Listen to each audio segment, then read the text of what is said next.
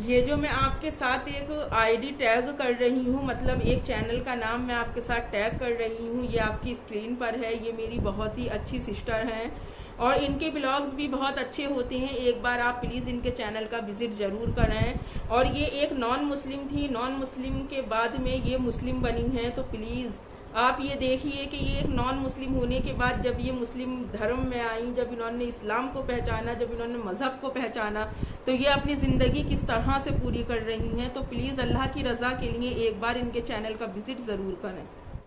एक रोटी के छोटे से टुकड़े ने, यानी कि अजमेर शरीफ से खरीदे गए एक शील मार नान ने हमारी चमकीली खाला के मुंह से उनका कौन सा सच बाहर निकाल दिया है, जो कि चमकीली खाला को भी नहीं पता है कि वो जितनी खुश होकर इस शीर माल नान के बारे में बता रही हैं। और वो बता रही हैं कि लखनऊ का शीर माल नान जो होता है वो सबसे ज्यादा फेमस होता है। मतलब मुझे आज तक भी खुद को ये पता नहीं था कि लखनऊ का जो शीर माल नान होता है वो इतना फेमस होता है। पर मुझे ये बात आप सबके साथ क्लियर करनी है कि कहाँ लखनऊ है और कहाँ बम्बई है। जबकि आज हमारी मैडम जी जो हैं, यानी कि हमारी चमकीली खाला, इस बात का दावा करती हैं कि वो बेंगलोरी हैं या फिर मैंगलोरी हैं।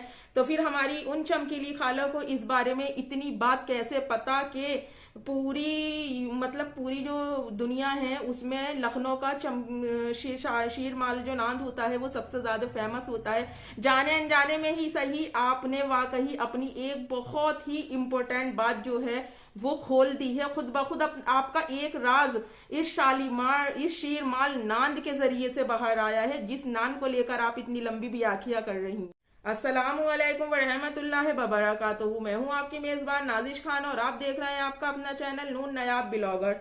जैसे कि हमारी मैडम जी का आप सबने ब्लॉग देखा होगा, चमकीली खाला जो है अजमेर शरीफ को गई थी। अब चमकीली खाला से ये सब कहना तो बेफजूल की बात हो गई है, क्योंकि चमकीली खाला जो है वो इस चीज को भूल गई हैं और वो इस चीज को तरजीह ही नहीं दे रही हैं कि इतने लंबे लंबे नेल्स लगाकर किसी भी बुजुर्गाने दीन की दरगाह पर जियारत करने के लिए नहीं जाया जा सकता। ये बात आलिम दीन से भी साबित होती है कि जिस औरत के इतने लंबे लंबे नेल्स होते हैं उस औरत का ना तो वुजू होता है और ना ही उस औरत का गुस्ल पाक होता है और ना ही वो औरत इस हालत में नमाज अदा कर सकती है और ना ही वो औरत किसी दरगाह की जियारत कर सकती है। जबकि औरत का दरगाह के अंदर जाना सरासर मनादी है, अगर हम ये हदीस की रोशनी में देखें। अब बात आती है कि वहां आप अजमेर गई, हमारी चमकीली खाला अजमेर से एक शीर माल जो है वो नान खरीद कर लेकर आई। मतलब उन जगहों से बिलोंग करने के बाद, यूपी का होने के बावजूद भी हमें इस चीज का इल्म नहीं है कि लखनऊ का जो शीर माल नान होता है वो इतना फेमस होता है। जबकि अपने आप को मैंगलोरी कहने के बाद, अपने आप को मैंगलोर का साबित करने के बाद, मैं अपनी चमकीली खाला से ये सवाल करना चाहती हूँ कि जो शीर माल नान आपको आपके एक जानने वाले लेकर जाते थे आपके लिए, क्या सच में वो आपके जानने वाले थे या फिर आपका वो कोई भी करीबी शख्स था जिसके साथ की आपका खून का रिश्ता है? ये बात का आप मेरी जवाब जरूर दें। हर हालत में आप मेरी इस बात का जवाब दें। देखिए, आपने अपने इतने झूठ बोले हैं कि आप इस बात को भूल गई कि जिस मैं अपनी ऑडियंस को अपनी फैमिली कहती हूँ, जिस पब्लिक को मैं अपनी फैमिली बनाकर अपने साथ लेकर चलती हूँ, तो आपकी फैमिली को इस बात का जानने का हक है। आपकी फैमिली को इस बात का पता होना चाहिए कि लखनऊ से आपका क्या रिश्ता है। और आप लखनऊ में जो आप कह रही हैं कि मेरे एक पहचान वाले वो शीर माल नान लेकर जाते थे, जो कि अजमेर का शीर माल जो है घर के नान का जो टेस्ट है वो लखनऊ के शीर माल नान के टेस्ट से बिल्कुल अलग है। तो मैं ये बात जानना चाहती हूँ और अपनी पब्लिक से भी ये सवाल करना चाहती हूँ, या तो इंसान को इतनी नॉलेज जब होती है जब उस जगह से उसका कोई खास रिश्ता हो, जो कि हमारी चमकीली खाला बताएंगी कि उनका लखनऊ से क्या रिश्ता है और क्या वाकई वो सच में एक मैंगलोरी हैं, जो कि वो मैंगलोरी होने का दावा करती हैं। जबकि जहां से बाप की पैदाइश होती है, जहां बाप की नस्लो खानदान होता है, उसी बाप से जो औलाद पैदा होती है फिर उसका भी रिश्ता उसी ही जगह से होता है। आप चाहे कहीं पर भी जाकर रह लें, आप चाहे कहीं की पे भी पैदा हो जाएं, पर जो बाप की पैदा हुई जमीन होती है जिस पर कि हमारे बाप और हमारे खानदान दादा दादी का हक और अधिकार होता है, बच्चा वहीं का ही कहलाया जाता है। तो मैं अपनी चमकीली खाला से ये बात जानना चाहती हूँ, क्या वाकई आपकी जबान इतनी ही टेस्ट पहचानती है कि लखनऊ से कोई रिश्ता होने, आपके अकॉर्डिंग, मेरे अकॉर्डिंग तो आपका रिश्ता है लखनऊ से, पर आपका रिश्ता लखनऊ से ना होने के बावजूद भी आज तक आपकी जबान उस शालीमार, वो शीरमाल नांद के स्वाद को नहीं भूली। तो मैं आपकी जबान को सलाम करना चाहती हूँ मेरी चमकीली खाला। फिर आप ये बात भी पब्लिक को क्लियर कर दें। देखिए, कहते हैं ना, मैंने आपको बार बार एक ही बात कही है कि 100 झूठ छुपाने के लिए 1000 एडवांस में बोलने पड़ते हैं, पर झूठ जो है वो फिर भी झूठ ही रहता है। और सियाना कौवा जो है अक्सर वो गू ही खाता है। ये बड़े बूढ़ों की कहावत है कि सियाना कौवा अक्सर गू खाता है और ज्यादा चालाकी में इंसान खुद ही मारा जाता है। जैसे कि आज आप उस शीरमाल नान को लेकर तो बैठी, पर आप ये भूल गई कि मैं जिस जगह का जिक्र कर रही हूँ, क्या वाकई उस जगह से मेरा कोई रिश्ता नहीं है? क्या वाकई ही मेरी पहचान वाला मुझे वो शीरमाल नान खिलाता था, या फिर कोई मेरा फैमिली मेंबर उस जगह से बिलोंग करता है और वो मेरे एक फैमिली मेंबर की जो है वो जन्मभूमि भी है? तो क्या आप मुझे बताना पसंद करेंगी चमकीली खाला कि वो ऐसा कौन इंसान है जिसकी कि वो वहां पर पैदाइश हुई है लखनऊ के अंदर, और फिर लखनऊ के अंदर पैदाइश होने के बाद आपका लखनऊ से क्या रिश्ता है? आप इस बात का जवाब अगर दे देती हैं तो बहुत ज्यादा बेहतर है, और अगर आप नहीं देती हैं तो इन फ्यूचर मैं अपनी ऑडियंस को ये चीज जरूर बताऊंगी कि हमारी चमकीली खाला का लखनऊ से क्या रिश्ता है। और वो जो मैंगलोरी हूं, मैं मैंगलोरी हूं, जो ये गीत गाती हैं, तो ये भी वो यहाँ पर भी वो झूठ बोलती हैं। वो इस बात को भी लेकर के मैं एक मैंगलोरी हूं, मैं एक साउथ इंडियन हूं, इस बात को लेकर भी वो झूठ बोलती हैं, जबकि वो कोई भी साउथ इंडियन है ही नहीं। और दूसरी बात ये कि जब आपके सारी बातें खुलने लगी और आप अजमेर की दरगाह पर गईं, अजमेर की दरगाह पर जाने के बाद, जैसे कि अभी पिछले दिनों में एक जिक्र बार बार निकल कर आ रहा था, और हमारी सम्मो सिस्टर ने इस बात को कहा भी था कि आप अजमेर दरगाह ख्वाजा गरीबुन नवाज की इतनी दीवानी और चाहने वाली बनती हैं, तो पब्लिक से ना सही, पब्लिकली ना सही, आप अपने दिल की गहराइयों से ही उस जगह पर जाकर माफी मांग ले। तो जो औरत अपनी एक एक चीज की, यहाँ तक कि अगर उनके यहाँ पर एक कोयल और एक कौवा आकर अगर आवाज लगा जाए तो वो भी चमकीली खाला ऑडियंस को उठाकर दिखा दें कि देखिए, आज एक जो है सफेद कोयल मेरे दरवाजे पर आई थी और वो जो है हरे रंग का लाल मुझे देकर गई है, और एक जो है लाल कौवा मेरे दरवाजे पर आया था और वो मुझसे ये बात कहकर गया है। तो मेरी चमकीली खाला ने अभी तक भी अपनी उस अजमेर की माफी वाला वीडियो ना तो आप में से किसी के साथ शेयर किया है और ना ही वो करेंगी।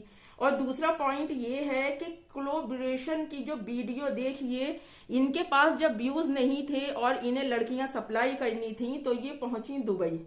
दुबई में इनका जो वो छोटा ब्रोकर है, उसके बारे में सवाल उठ के आ रहा है कि वो वहां पर गोल्ड की स्मगलिंग भी करता है। तो जब आप लड़कियां सप्लाई करती हैं और आपका बेटा गोल्ड की स्मगलिंग करता है, तो मैं ये सवाल करना चाहती हूँ चमकीली खाला, आप फिर कौन सी इज्जत के बारे में बात कर रही हैं, कौन सी शान और शौकत के बारे में बात कर रही हैं? क्या फिर आपको वाकई ऐसा लगता है कि आप इस सोसाइटी में, इस समाज में, इस दुनिया में वाकई आपकी कैटेगरी जो है वो इज्जतदार लोगों में आती है? नहीं आती है। क्यों? क्योंकि आप किसी और की बेटी के साथ आप जो ये ढिंडोरा पीटती थी बार बार, और आप खुश भी रहती थी, कभी आपकी जबान पे इस बात का मलाल नहीं सुना कि आपके बेटी नहीं है। मैंने अपनी पहली वीडियो में भी कहा था, आज फिर कहती हूँ कि अल्लाह तेरा शुक्र है, अल्लाह ने आपको एक बेटी नहीं दी। और बेटी अल्लाह पाक उन घरों में पैदा करता है, बेटी अल्लाह पाक उन माँ बाप को देता है, बेटी अल्लाह पाक उन लोगों को देता है जो वाकई बेटी के काबिल होते हैं। पर मेरी नजर में आप बेटी के काबिल ही नहीं है, क्योंकि जिस औरत से अपनी इज्जत की हिफाजत नहीं हो रही, जिस औरत से अपनी इज्जत आबरू संभाली नहीं जा रही, तो फिर वो अपनी बेटी की इज्जत आबरू कैसे संभालती? नहीं संभाल पाती। क्यों? जो आपने कर्म करे हैं, जो आपने मोती बिखेरे हैं, और जो आप मोतियों की माला अपनी तैयार कर रही हैं, आप इस बात को सोचिए कि इंसान ये सोचता है कि अब मेरी जिंदगी का इतना टाइम मैंने दुनियादारी में देकर खत्म कर दिया। क्यों? क्योंकि किसी की भी मौत का वक्त मुकर्रर नहीं है। पर जिस एज में आप हैं, उस एज में तो इंसान ये सब बातें छोड़कर, ये फैम वगैरह छोड़कर इंसान अल्लाह अल्लाह में लग जाता है। जिस उम्र में आपको अपने बेटों की शादी करनी चाहिए थी, जिस उम्र में आपको अपने बेटों का घर बसाना चाहिए था, उस उम्र में आप अपने इश्क रोमांस की तैयारी में लगी हैं। और आपके बच्चे कैसे हैं? मैं बार बार इसी चीज का सवाल करती हूँ कि आपका वो छोटा ब्रोकर कैसा है, आपका बेटा कैसा है, जिसके अंदर रत्ती बराबर भी हया नहीं, जिसके अंदर रत्ती बराबर भी शर्म और गैरत नहीं, कि वो अपनी माँ नाच रही है, माँ बेपर्दा फिर रही है और माँ दुनिया के उल जलूल काम कर रही है और बेटा उसमें बराबर का शरीक हो रहा है। खुदा बंद ताला ऐसे पूत किसी को ना दे।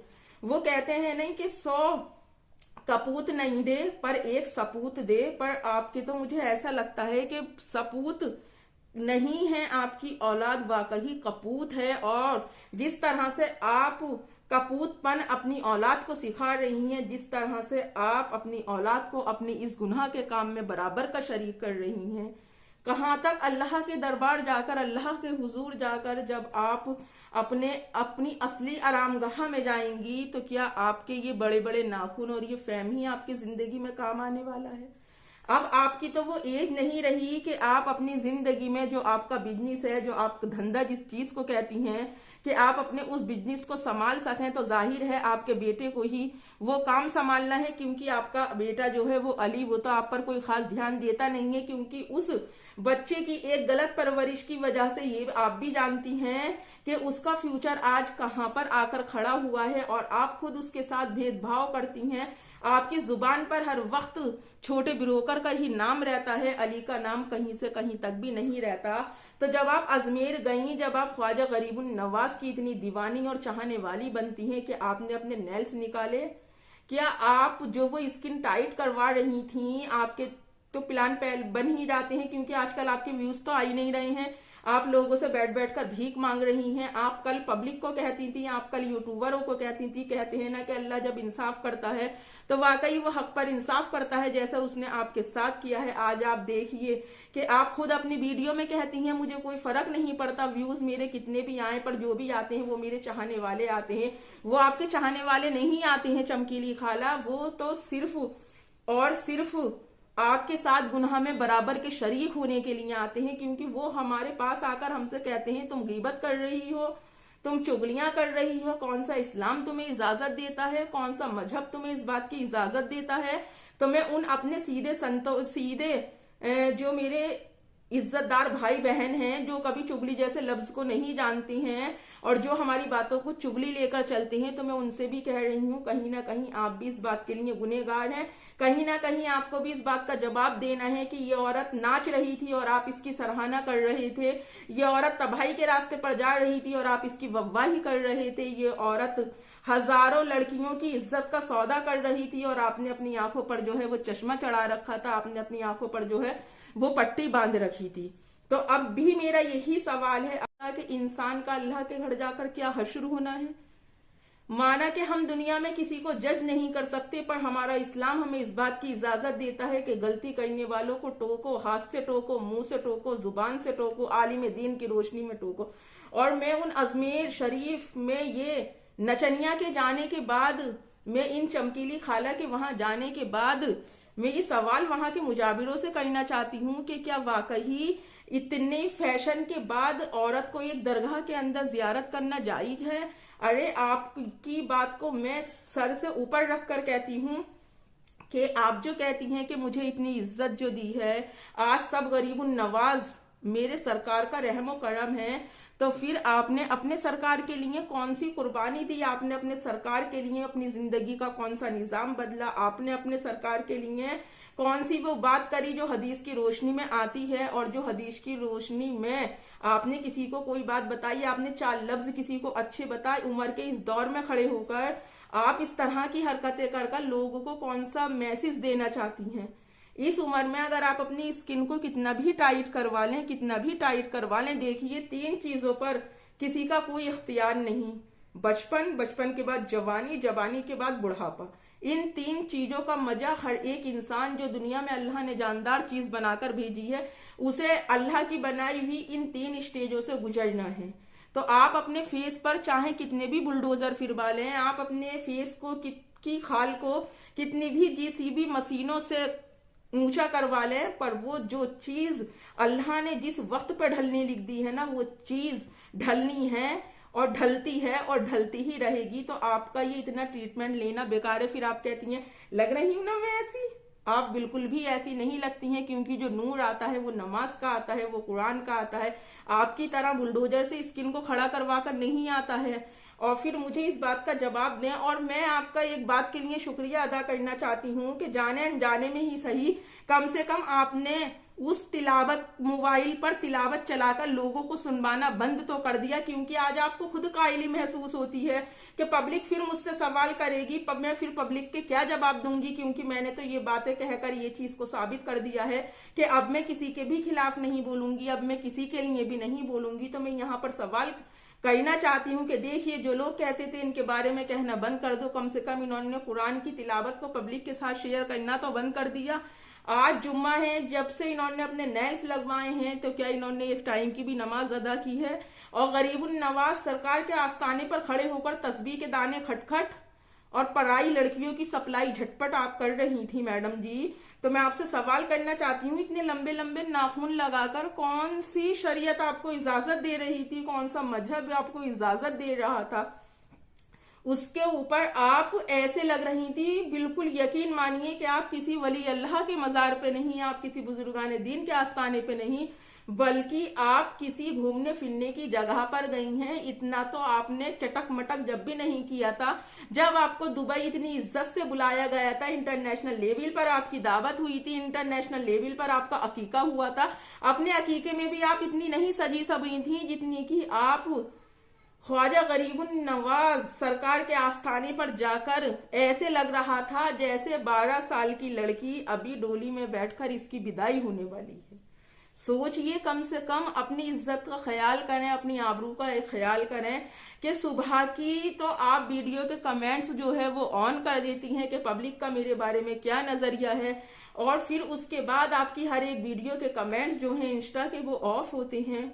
बड़ी अच्छी चल रही हैं आप, मगर अपनी इस अच्छे चलने में सिर्फ मेरी एक बात का जवाब आप जरूर दे दें कि वाकई कि आपका लखनऊ से कोई रिश्ता नहीं है, कि आप वाकई मैंगलोरी हैं, क्या आपके घर में किसी का भी लखनऊ से कोई रिश्ता नहीं है? जरूर दें मेरी इस बात का जवाब। और मैं अपने ब्लॉग और वीडियो का आज यही एंड करती हूँ। जिसे पसंद आए वो लाइक करो, जिसे पसंद नहीं आए वो डिसलाइक करो। चैनल को सब्सक्राइब करके बेल आइकन प्रेस करना हरगिज ना भूलें। नेक्स्ट वीडियो में आपसे फिर मुलाकात होगी, तब तक अपना और अपनों का ढेर सारा ख्याल रखें, मुझे भी अपनी दुआओं में याद रखें। अल्लाह हाफिज।